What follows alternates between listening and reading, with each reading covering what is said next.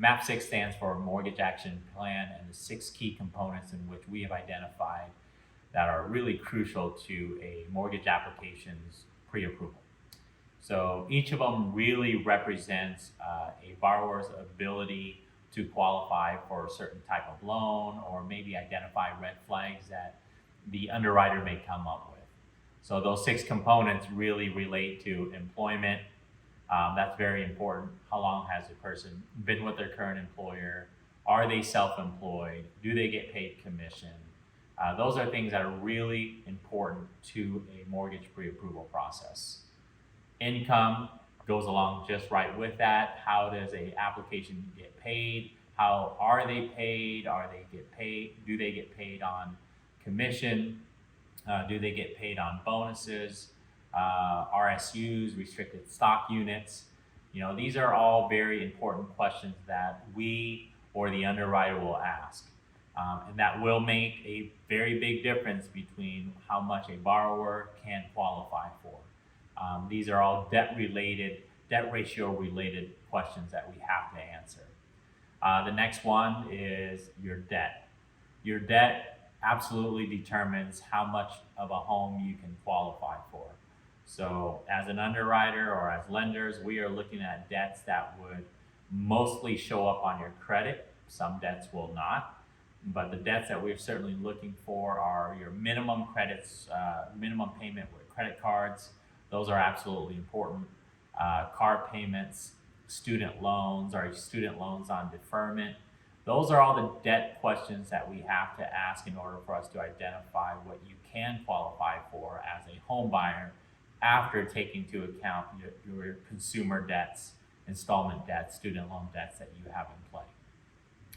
The next thing is going to be your assets, such as your savings account, your checking account, how much you have available for your down payment, what down payment sources will you be using, 401k, any retirement funds, or do you have gift funds from a relative, a parent, an in-law that may gift fund for your down payment.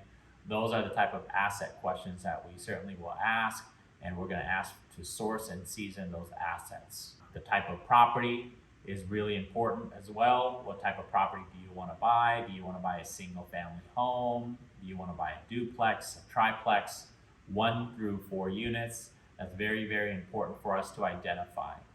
Depending on the type of property you want to buy, we have to be very aware of things or expenses such as HOA, homeowners association.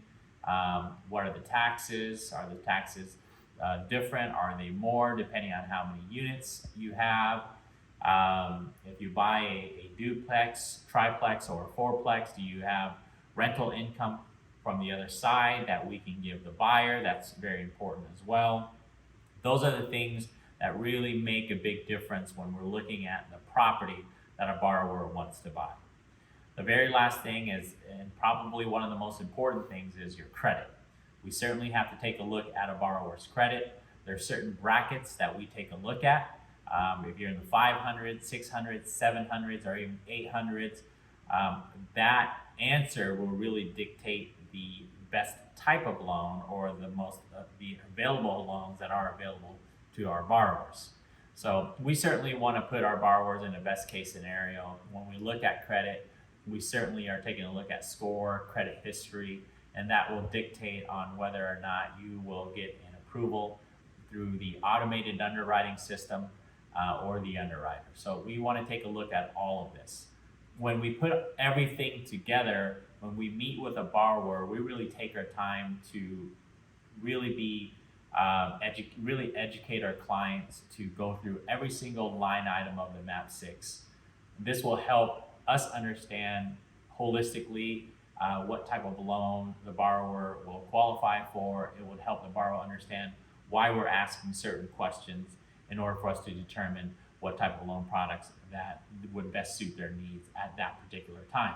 If we have these conversations and we determine that a borrower is better off really waiting and fixing their credit, improving their down payment situation, improving their employment situation, Maybe we find out they are better off buying a different type of property. That will really help us discover during our conversation which program is best for the borrower at that particular time. So that's really what the MAP6 is for. That's what it's all about. It really helps us really dictate how to structure a certain type of loan based on borrower needs and borrower strengths. That's all very, very important. So when we talk about MAP6, we're really talking about the mortgage action plan and the 6 key components in which I've just outlined, right? Employment, income, debt, credit, assets, and the type of property to really help us determine which type of loan would best suit our clients at any given time.